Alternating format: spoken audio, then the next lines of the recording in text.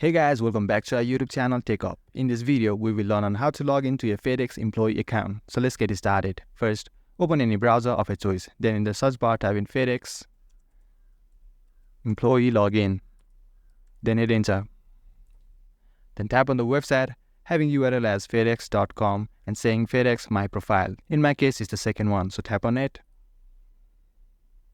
And now you will be facing a form asking for your user ID and your password. So go ahead and type your user ID in the text field given for your user ID. Then type your password in the text field given for your password. You can tap on the show text to see and verify whether you have typed in your correct password or not.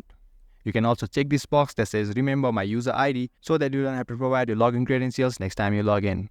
If you have forgotten your user ID or your password and want to reset it, you can do so by tapping on this text forgot your user ID or password. Now to log into your account, simply tap on the login button and you'll be logged into your account successfully if you got your credentials correct. And guys, that was it. I hope you found this video helpful. If you did, give this video a thumbs up and subscribe to our channel TechUp for more contents like this. Feel free to drop any of your queries or questions in the comment section below. I'll get right back to you. Thanks for watching and see you in next video.